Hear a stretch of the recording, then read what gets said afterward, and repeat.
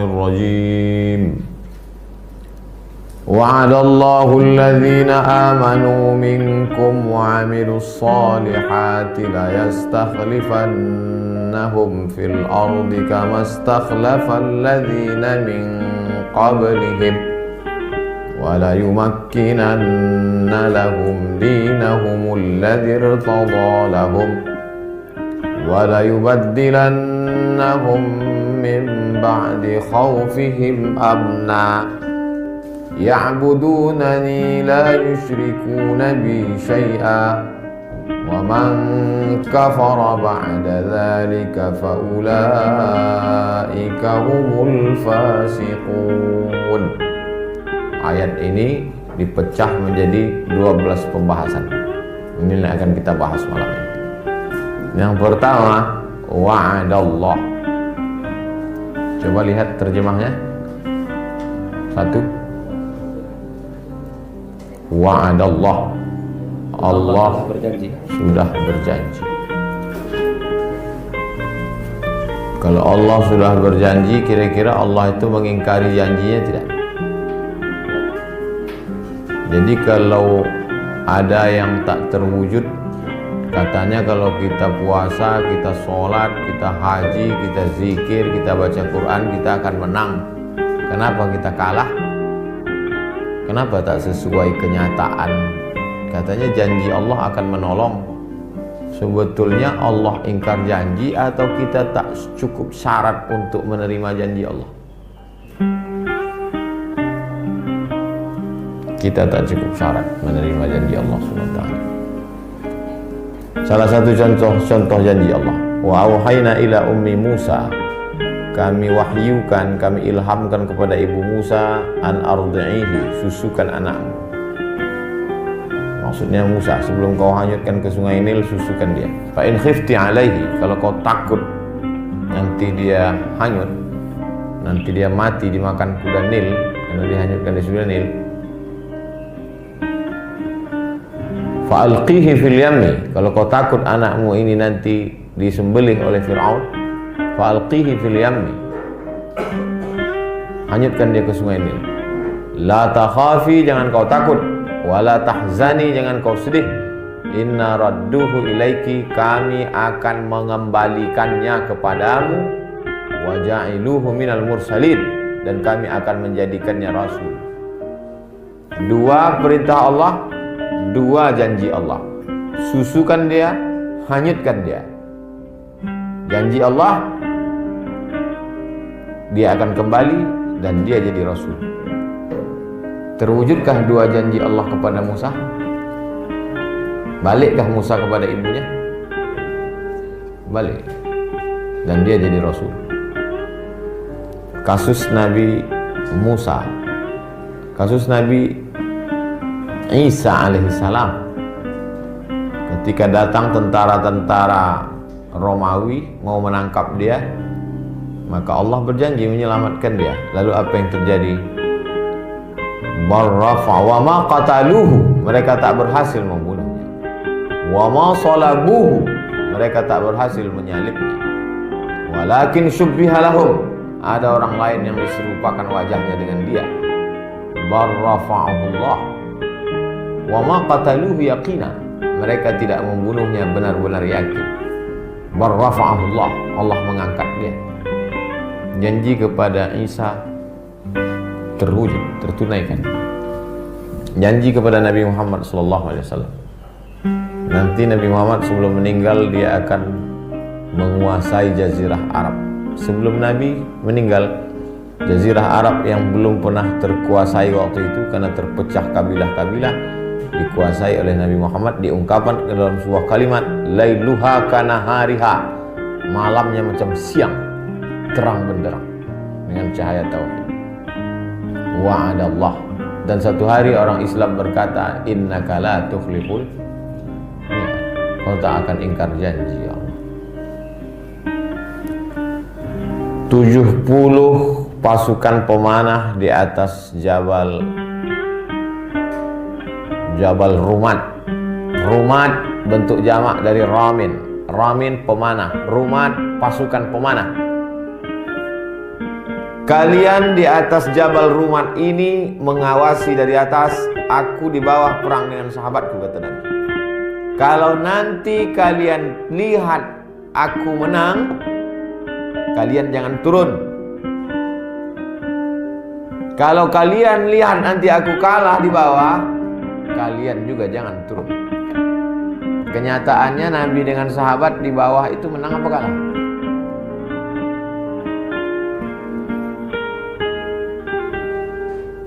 Perang Uhud kalah. Kenyataannya Nabi SAW di bawah pada putaran pertama itu menang. Lalu apa yang dilakukan oleh 70 orang yang di atas itu? Turun mereka. Untuk apa turun? Tak tahan dia, menengok tombak, baju besi, ghanimah, harta rampasan perang. Akhirnya berputar pasukan Khalid bin Walid. Waktu itu Khalid bin Walid belum Islam, dia panglima perang. Dia pukul dari belakang. Akhirnya kalah pasukan Nabi. Nabi dibawa lari naik ke tepi bukit Uhud, pecah, patah giginya, berdarah pelipisnya, menetes di pipinya. Sahabat datang minta doa. Kau kan punya doa mustajab ya Rasulullah. Kalau kau berdoa satu saja rata mereka dengan tanah. Nabi mengatakan, Allahumma hdi qaumi fa innahum la ya'lamun. Berilah mereka hidayah. Mereka berbuat ini karena tak tahu. Kenapa tak datang pertolongan Allah? Apa keyword kata kuncinya? Kenapa tak datang pertolongan Allah? Karena sekali saja melawan perintah Nabi. Jangan turun ke. Sekarang orang mana pertolongan Allah? Mana pertolongan Allah? Pertolongan Allah tidak akan turun kalau kita tidak mengikuti betul-betul tulus. Itu contoh kasus. Nabi masih hidup lagi. Sahabat-sahabat ada bersama mereka yang radhiyallahu anhu. Bisa kalah. Kenapa? Sekali melawan perintah Nabi. Kalau sekali aja melawan perintah Nabi kalah, apalagi berkali-kali. Jadi pahami janji Allah akan terwujud kalau kita cukup syarat untuk menerima janji. Makanya setiap disebut kata Allah Subhana, Maha Suci Allah. Apa maksud Subhana di situ? Jangan pernah terpikir di otak, kepala, di lintasan hati, di ujung lidah, di tepi bibir kita berkata Allah tak tunaikan janji. Tapi katakanlah kami yang belum cukup syarat. Wa'adallah, Allah berjanji. PNS berjanji kepada negara. Adik-adik kami berjanji kepada pengurus. Peserta berjanji kepada narasumber. Allah menjanjikan kepada siapa? Wa'adallahu alladzina aman, kepada orang yang percaya. Gimana kita mau berjanji pada orang yang tak percaya? Kapan kau bayar utang? Bulan depan Pak Ustaz. Saya tak percaya. Dari mukamu aja nampak tanda-tanda kebohongan, penuh dengan kepalsuan. Alladzina amanu, percaya. Percaya kepada yang nampak biasa. Tapi iman adalah percaya kepada ghaib, yang tak nampak. Kiraman katibin ghaib, azab kubur ghaib, mungkar nakir ghaib, surga neraka ghaib, Malik Ridwan ghaib, ruh ghaib. Puncak dari segala yang maha ghaib adalah Allah. Tuh, Allah hanya mau menjalin perjanjian memorandum of understanding dengan orang yang percaya kepada yang ghaib. Ada rupanya orang yang tak percaya kepada yang ghaib. Ya Musa lan nu'mina laka hatta, wahai Musa kami tak beriman, tak percaya kepadamu hatta narallah, sampai kami melihat Allah jahrah. Apa itu jahrah? Jahar. Apa itu jahar? Nyata, jelas. Kelompok ini sekarang disebut dengan materialism. Materi, benda. Kalau tidak benda, aku tak percaya. Bisa ditengok mata, bisa disentuh tangan, bisa ditangkap dengan panca indera, berarti dia ada. Kalau tak bisa ditangkap dengan mata, tak bisa dirasa dengan tangan, tak bisa dirasa dengan alat panca indera, berarti dia tidak ada. Iman menanamkan keyakinan bahwa dia ada padahal tak nampak 13 tahun. Tiba-tiba diringkas menjadi 13 tatap muka setelah potong mid semester dan ujian akhir semester, libur banjir, libur asap, ditambah lagi tak jumpa sama dosen sama sekali, online. Gimana mau menanamkan nomor 2 itu? Sedangkan bersama dengan Nabi, hidup dengan Nabi, tidur dengan Nabi. 13 tahun perlu menanamkannya. Jadi sebetulnya kalau antum menjalani kesulitan-kesulitan hidup, sesungguhnya itu adalah cara cepat Allah supaya antum menyadari bahwa ada Dia ketika antum dalam kesulitan. Setiap kita ini punya kesulitan hidup macam-macam. Disitulah baru kita menyadari bahwa kita meyakini Dia yang Maha Ada. Karena cerita tentang ini tak bisa ditanamkan lewat pertemuan 2 SKS, tapi dia dirasakan oleh orang-orang. Ketika Nabi Musa alaihissalam terusir dari Fir'aun, tak ada tempat berlindung, tak ada tempat bernaung. Allah sebenarnya ingin merasakan kepada hati Musa bahwa kau hanya dengan aku saja, Musa. Ketika Nabi Yusuf dicampakkan saudara-saudaranya ke dalam sumur tua, tak ada tempat bernaung. Sebenarnya Allah ingin membuat Yusuf merasakan tak ada tempat bergantung. Jatuh ke dalam sumur, tali tak bertimbang. Allah ingin merasakan bahwa kau hanya berpegang kepada Nabi Muhammad SAW. Ayahnya meninggal, emaknya meninggal, kakeknya meninggal, pamannya meninggal, istrinya meninggal. Allah ingin melepaskan dia dari segala keterikatan benda supaya kita merasakan alladzina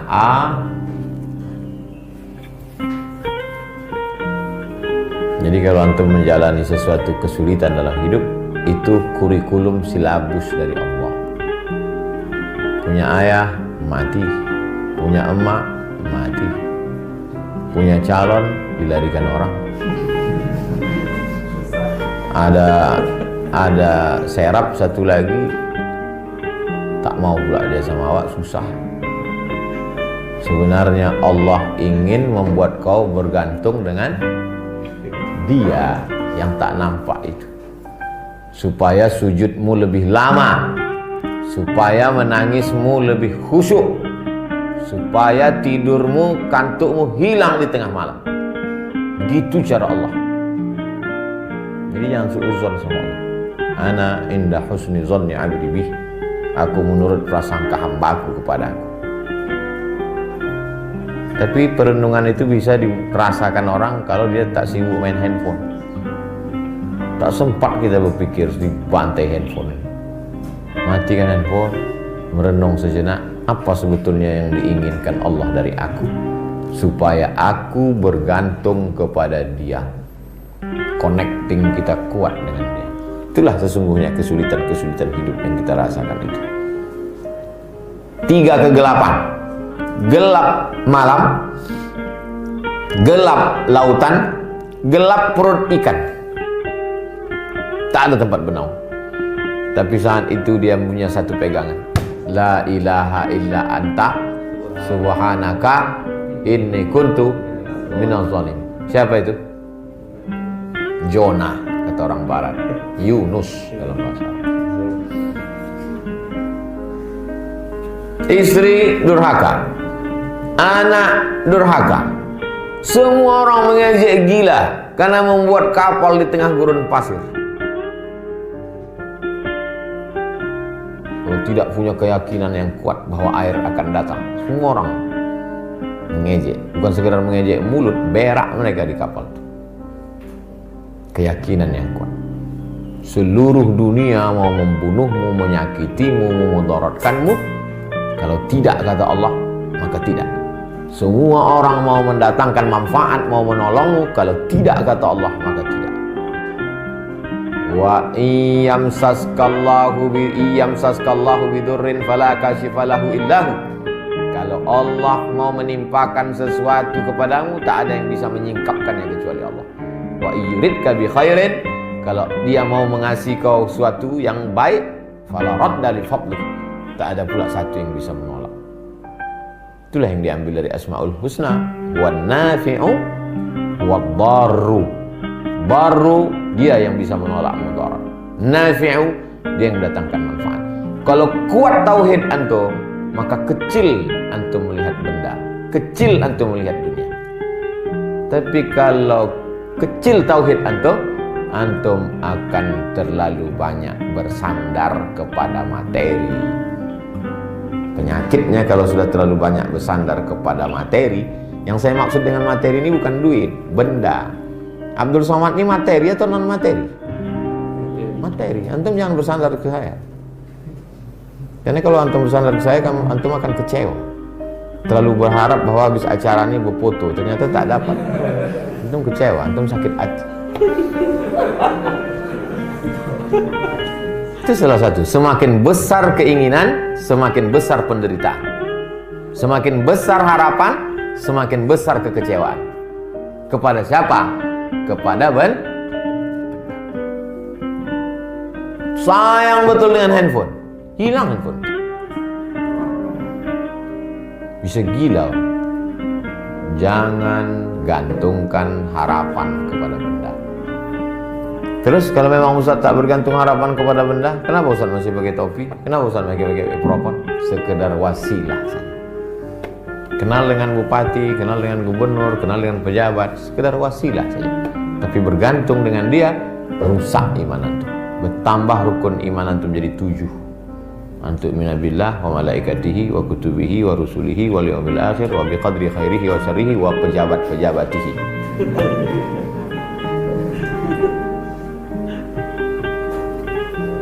Ini pemimpin-pemimpin masa depan yang hanya bergantung kepada Allah. Tauhidnya mesti dikuatkan. Tapi tauhid itu bukan di ujung lidah jeti bibir. Tauhid itu dibentuk dengan kesulitan-kesulitan hidup. Begitu dapat di dalam sungai, dipecah. Setelah dipecah, dibawa ke darat, dipahat. Setelah dipahat, dipukul, diukir, digerenda. Setelah digerenda, kertas pasir digosok pakai serpihan intan, barulah jadi batu. Dipukul, dipecah, dipahat, digerenda, digosok, tak juga jadi batu. Berarti kau batu gilingan, menghabiskan gerenda aja kau, bukan batu cincin kau. Sadar diri, tahu diuntung. Kalau batu gilingan bukan di tangan raja letaknya, letak kau di dapur untuk menggiling cabai belacan. Tapi dia tetap ada manfaat. Afa khalaqnakum abasa? Apakah kami ciptakan manusia ini sia-sia? Tidak. Semakin keras ujian yang kau rasakan dalam hidup, sesungguhnya engkau semakin dilicinkan Allah. Dia ingin membentuk engkau. Maka di antara nabi-nabi itu siapa yang paling keras ujiannya? Nabi Muhammad sallallahu alaihi. Nabi, kalau antum suruh milih nabi, mau jadi nabi apa lah antum?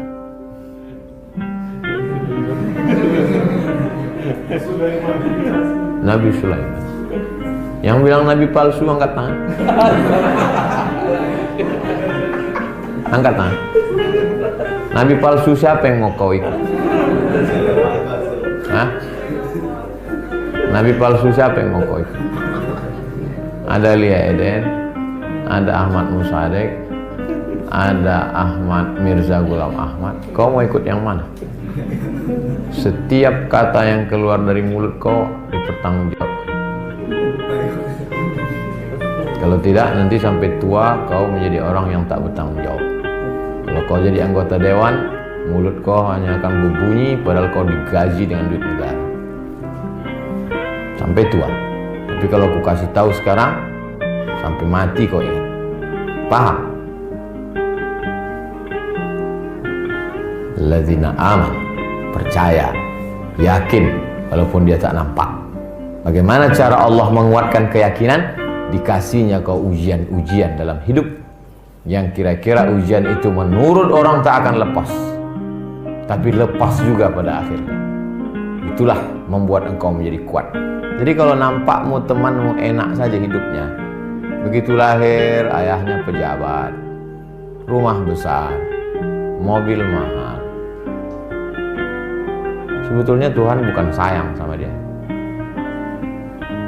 Tapi begitu kau mengalami kesulitan, Tuhan sedang sayang, dia sedang membentuk dirimu menjadi orang yang yakin dengan sesuatu yang tak nampak.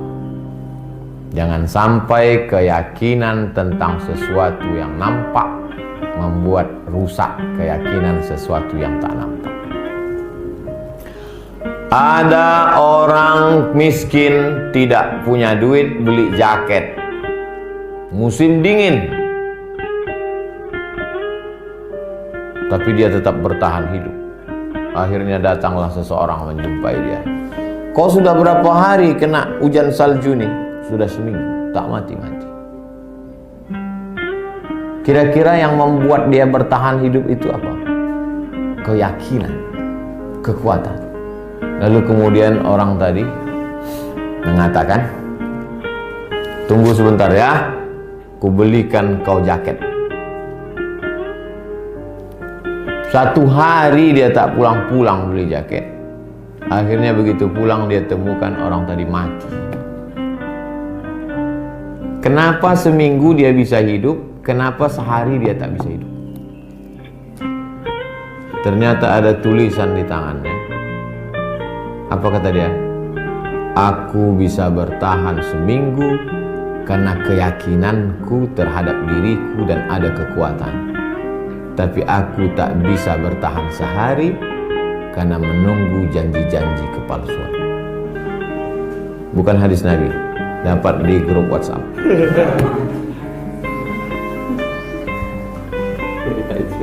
Intinya antum harus punya keyakinan. Kalau orang ateis itu punya keyakinan tidak? Punya. Apa keyakinannya? Ya ateis itulah keyakinan. Antum tahu Hitler? Hitler. Coba tulis Hitler di Google. Hitler.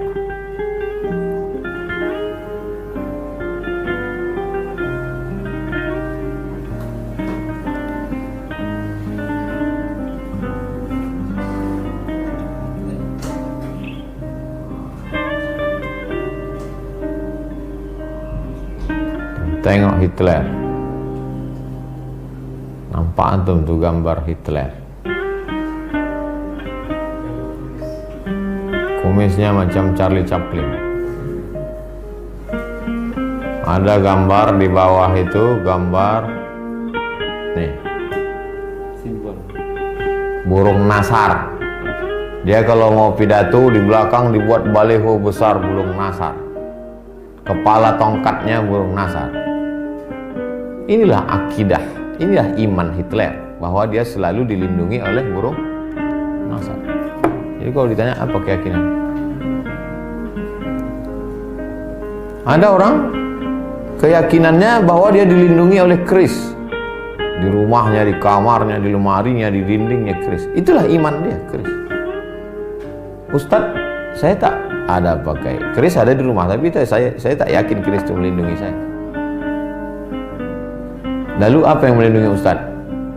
Setiap saya mau pergi, bismillahirrahmanirrahim, Allah, la haula wa la quwata illa billah. Masuk ke hutan Talang, masuk ke hutan Akit, masuk ke suku anak dalam, Langkahkan kaki, bismillahilladzi la yadurru ma'asmihi syai'un fil ardi wala fis sama'. Tak ada satupun yang bisa memudaratkan baik di bumi maupun di langit. Kalau ternyata dipatuk ular, mati syahid. Berarti ajal sudah sampai. Tapi kalau antum melangkah dari rumah, hai jin-jin hantu penjaga tanah, jagalah aku. Ternyata mati kau. 2 kali kau rugi. Pertama, kau mati. Yang kedua, mati dalam keadaan musyrik. Habis poin kedua. Sekarang masuk poin ketiga. Wa 'amilus sholihat. Buah dari iman, keyakinan mesti ada action. Karena kalau saya tak terjemahkan amal soleh, kalau udah disebut amal soleh, bayangannya sholat duha, zikir, baca yasin, tahlil. Itu ibadah. Yang dimaksud ini adalah amilus sholihat action. Jadi kalau antum nanti jadi bupati, action antum apa? Kira-kira kalau antum jadi bupati, apalah action antum? Mau jadi khotib Idul Fitri? Tak perlu untuk menjadi bupati, jadi anggota IKMI selesai. Action sesuai dengan kekuasaan yang ada di tangan antum. Kalau aku jadi bupati, aku bangun masjid, Islamic Center. Kalau aku jadi anggota dewan, fakir miskin, anak yatim, duafa, sekolah gratis. Amin. Itu buah dari iman tadi. Kenapa banyak sekarang orang punya jabatan tapi tak tahu mau buat apa-apa? 2 kemungkinan. Tak ada iman. Berani sekali Ustaz mengatakan dia tak beriman. Orang dia muslim kok. Ya warisinya saja, bapaknya muslim, dia muslim. Habis itu ya begini aja lah. Kebetulan menang Pak Ustaz. Terus ya udah dapat rumah dinas, mobil dinas. Kalau kebetulan selamat, alhamdulillah. Tak selamat, tangkap KPK. Mesti ada amilus sholihat. Wal 'asri innal insana lafi khusri illa alladzina amanu wa 'amilus sholihat. Coba hitung di Quran berapa kali diiringkan antara amanu wa 'amilus sholihat. Amal itu bisa ditengok tak? Bisa. Iman? Tak bisa. Lalu bagaimana cara menengok iman? Dari amal.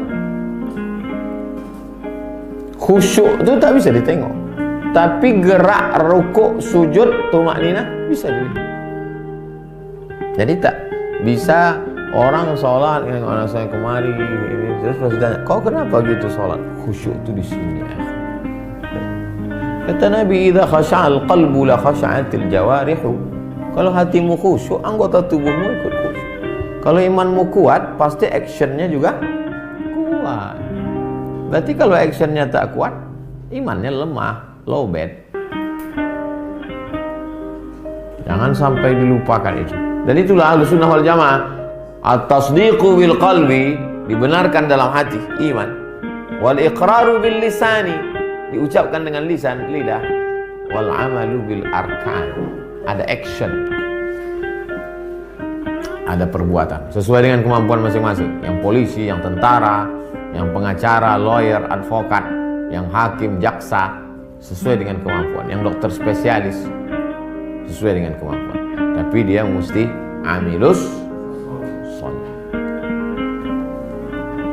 Allah cuma minta 2 itu aja, tak banyak-banyak. Beriman kau, beramal soleh. Iman batin, amal soleh zahir. 2 ini ada 4. La yastakhlifannahum fil ardi. Apa terjemahannya?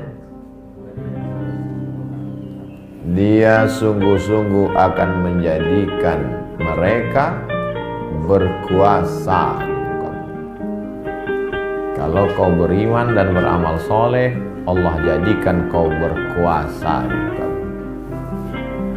Jangankan di muka bumi, di rumahnya aja pun tak berkuasa.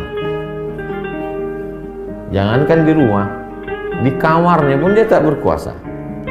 Jangankan di kamar, di dalam dirinya pun dia tak berkuasa. Salahnya apa? Karena iman tak kuat dan tak ada amal soleh. Jadi masa-masa usia antum inilah masa penempaan iman dan amal soleh dari sekarang. Tak bisa antum berpikir, sekarang masih muda, nyantai-nyantai aja dulu. Nanti insya Allah kalau udah agak-agak umur 40 dia otomatis kita ini jadi beriman dan beramal soleh. Mana bisa? Otomatis mati ya. Kalau otomatis beriman dan beramal soleh mesti dibentuk dari sekarang. Janji Allah Subhanahu Wa Taala, la yastakhlifannakum fil ardi, Allah akan menjadikan mereka berkuasa di atas muka bumi. Contohnya Pak Ustadz, dulu yang berkuasa di Makkah itu Abu Jahal, Abu Lahab. Setelah itu digantikan Allah Muhammad SAW. Dulu yang berkuasa di Mesir itu Fir'aun, lalu kemudian diganti Allah SWT. Dulu yang berkuasa itu Namrus, lalu kemudian digantikan Allah SWT. Dulu yang berkuasa itu Konstantin, lalu digantikan oleh Al-Fatih. Jadi cerita tentang bahwa Allah mendudukkan orang beriman dan beramal soleh bukan isu. Fakta atau fiktif? Fakta. Kalimat hiperbola atau nyata? Nyata, real. Yang diceritakan Al-Quran ini nyata, cuma dia tak sebut nama. Mana contohnya? 5. Kamastakhlafal ladzina min qablihim, sebagaimana orang-orang sebelum mereka diberikan Allah Subhanahu wa taala kekuasaan. Dikasih Allah Subhanahu wa taala kekuasaan. Dari mulai Nebukadnezar yang disebut dengan Namrus, sampai Parau yang disebut dengan Fir'aun, sampai Talut, Jalut, sampailah di Nusantara ini. Bagaimana kerajaan Meraselu, Malikul Saleh di Aceh. Bagaimana kemudian kerajaan-kerajaan Melayu di Semenanjung. Bagaimana kemudian, tapi ketika iman lemah, tumbang. Andalusia, Spanyol, lemah, tumbang. Lemah iman, lemah amal, habis, musnah. Jadi kalau filosof berkata, ketika aku berpikir maka aku ada, itu filosof. Ketika aku berpikir maka aku ada. Kebalikannya, aku tidak ada kalau tidak berpikir. Kalau tak ada pikir berarti aku tak ada. Islam tidak hanya cukup dengan pikir, lebih kaya daripada pikir. Ketika aku beriman dan beramal soleh maka aku ada. Kalau aku tak beriman dan tak beramal soleh berarti tak ada. Itu yang disebut dengan wujuduhu ka'adamihi. Ada tapi macam tak ada. Laptop rusak, ada laptop, ada, bisa kita pakai, mohon maaf Pak, rusak. Apa gunanya? Campakkan aja. Mesti dirubah dengan iman dan amal soleh. 6. Wala yumakkinanna lahum, dari kata wala yumakkinan, makkana yumakkinu tamkin, itulah akar kata fikih tamkin. Fikih sholat, fikih zakat, fikih puasa, fikih bi'ah, fikih lingkungan hidup, ada namanya fikih tamkin. Wala yumakkinanna lahum, terjemahnya baca.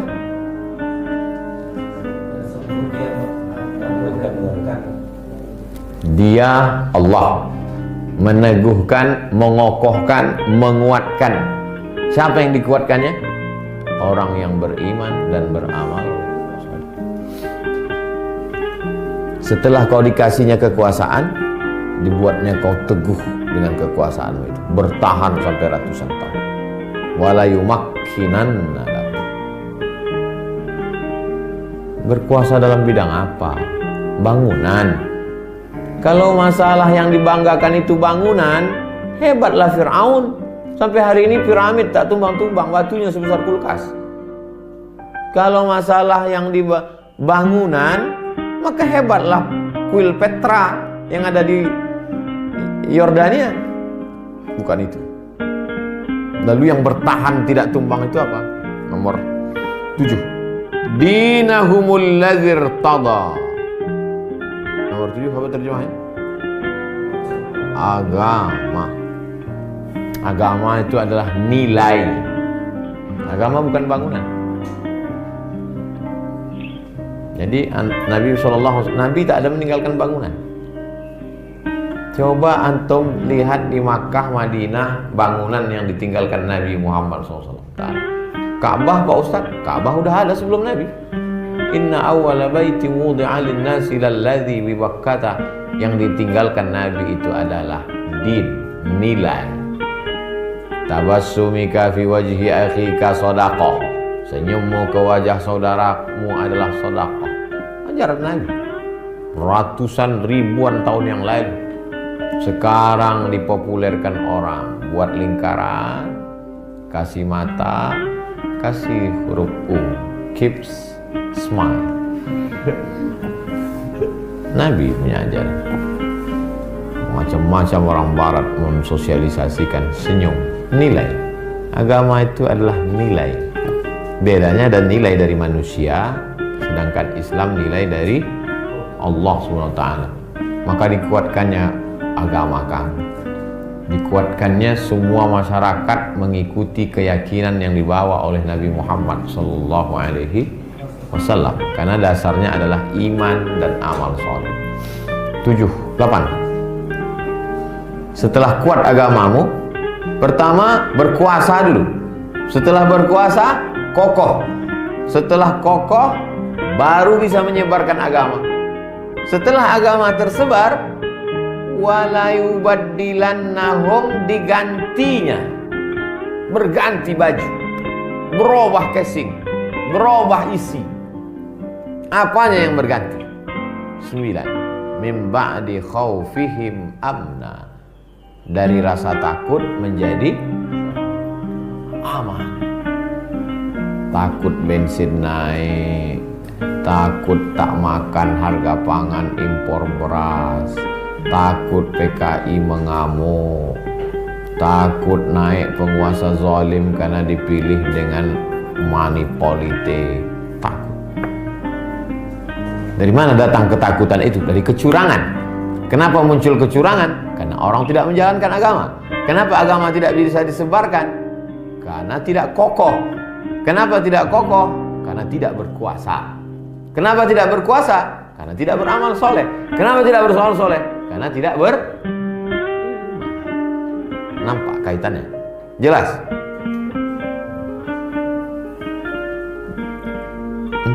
Ceramahnya antum ni macam bercakap sama orang bisu.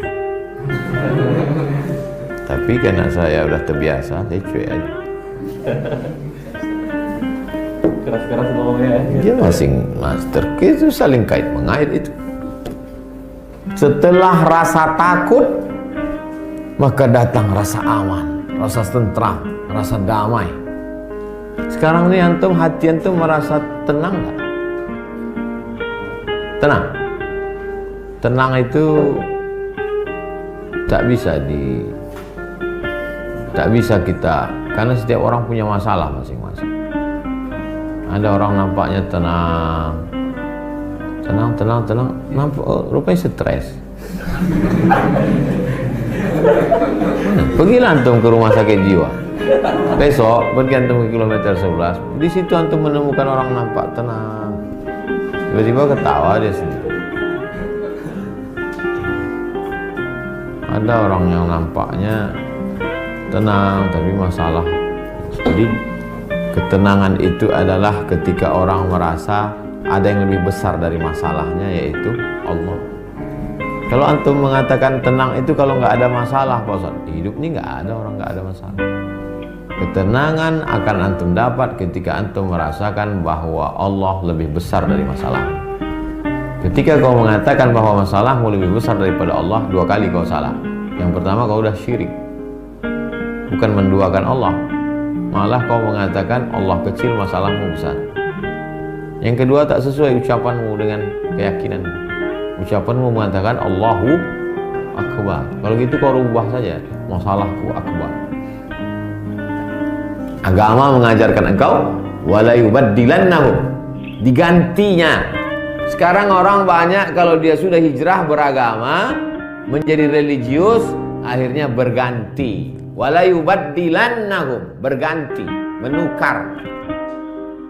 Apanya yang berganti sekarang? Berganti, dulu pakai celana jeans, sekarang pakai celana gantung. Dulu tak berjenggot, sekarang udah berjenggot. Kira-kira itu baik apa tak baik? Baik. Tapi ada yang substansi di situ, bukan yang berganti itu bukan casingnya, tapi isinya, signal. Tak boleh nilainya, tak boleh antum aja orang dulu kau pakai celana jeans, sekarang pakai jubah pula. Pakai jubah bagus, apa salahnya? Dulu kau tak berjenggot, sekarang berjenggot, apa salahnya? Tapi ketika dia membatasi diri bahwa yang berubah itu hanya fisiklinya, dia sedang salah, dia mesti diluruskan. Karena di situ disebut yang berubah itu adalah mim ba'di khaufihim amna. Setelah takut datang rasa aman, tentram. 10. Ya'budunani, mereka menghambakan dirinya hanya kepadaku. Memangnya ada manusia yang tak menghambakan diri kepada Allah? Ada. Menghambakan diri kepada siapa? Atasan. Menghambakan diri kepada siapa? Jabatan. Menghambakan diri kepada siapa? Harta. Menghambakan diri kepada siapa? Manusia. Hambakanlah diri kepada Allah. Mengapa dia tak menghambakan diri kepada Allah? Jawabannya nomor 9. Karena takut. Mesti menghambakan diri kepada atasan. Kalau tidak menghambakan diri kepada atasan, nanti tak dikasihnya proyek. Kalau tak dapat proyek, nanti bini tak bisa ikut arisan jalan-jalan ke luar negeri. Nanti anak tak bisa dapat mobil baru. Ketakutan-ketakutan inilah yang dirubah menjadi aman, tentram. Buahnya nomor 10, kau akan menghambakan diri hanya kepada Allah.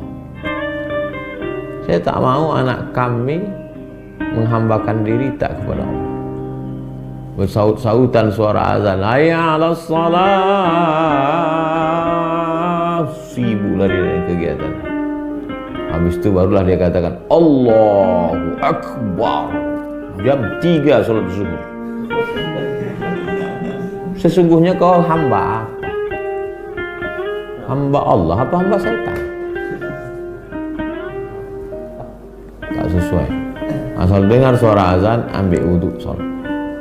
Antum mesti nomor 10, ya'budunani. Kau mesti menjadi hamba Allah. 11, la yusyrikuna bi syai'a. Orang kalau sudah menyembah Allah, adakah kemungkinan dia menyembah yang lain? Ada, tuh 11. Mestinya kan cukup itu 10. Ya'budunani, titik. Tapi ditambah Allah, la yusyrikuna bi syai'a. Jangan duakan aku dengan yang lain.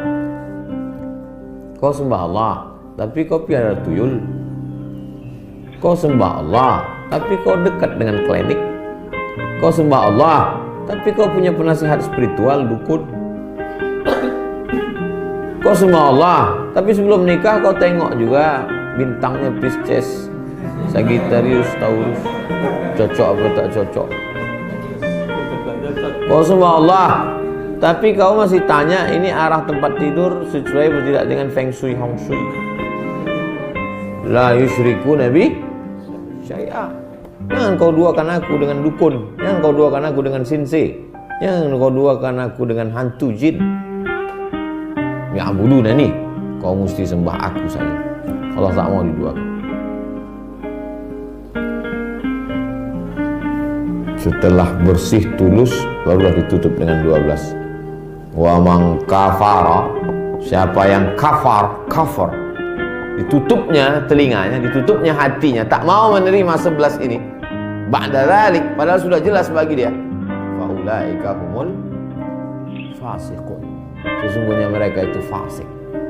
Fasik itu apa? Sudah keluar dari Islam, tapi tak keluar. Fasik artinya buah kurma yang sudah matang. jeruk kalau sudah matang keluar tak dari kulitnya? Buah jeruk kalau sudah matang keluar tak dari kulitnya? Keluarlah. Mana ada antum makan jeruk sama kulit-kulitnya?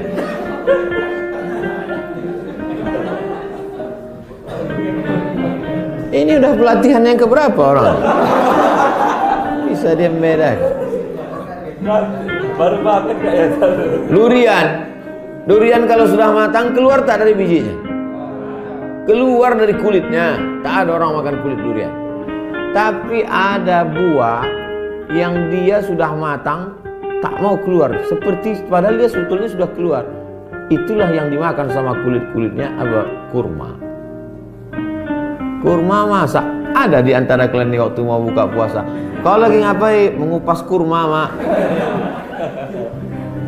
Kurma itu seperti sudah keluar tapi tak keluar, itulah dia fasik. Sebetulnya dia sudah keluar karena menolak ini. Tapi dia tidak kafir, masih takut mau dikatakan setengah-setengah kafir lagi. Yudillu bihi katsiran wa yahdi bihi katsiran wa ma yudillu bihi illal fasiqin. Fasik, orang yang sudah melihat kebenaran, mendengar kebenaran tapi tak mau mengamalkan kebenaran. Mereka adalah orang-orang yang fasik. Sekarang kita mundur dari 11, 10, 9, 8, 7. 11. Kenapa orang masih mempersekutukan Allah? Jawabannya 10. Karena dia tidak tulus menyembah Allah. 10. Kenapa dia tak tulus menyembah Allah? Apa efek gara-gara tak tulus ini? 9. Karena dia masih ada rasa takut kepada selain Allah. Kenapa dia masih ada rasa takut kepada selain Allah? 8. Karena dia belum bertukar, belum berganti, belum berubah. Yang berubah baru hanya casingnya, yang berubah hanya baru bank konvensional ke syariah, yang berubah hanya baru dari lagu-lagu ke lagu religi. Ya. Apa yang membuat orang bisa berubah? 7. Din. Bagaimana din itu bisa kuat? Wala yumakkinan, mesti kokoh. Bagaimana cara bisa supaya kokoh? Maka mesti berkuasa. Syarat untuk punya kekuasaan mesti ada action. Syarat orang bisa action mesti ada kait mengait. Dari atas sampai ke bawah, bawah sampai ke atas tak keluar. Surat An-Nur ayat 55. Ayat 56 adalah buahnya. Kalau sudah komplit 55, barulah wa aqimus shalah wa atuz zakah. Bagaimana mau aqimus shalah wa atuz zakah kalau masih kacau balau 1 sampai 12 ini? Itulah perenungan kita pada malam hari ini. Saya sampaikan materi ini selama 50 menit. Mudah-mudahan ada manfaatnya.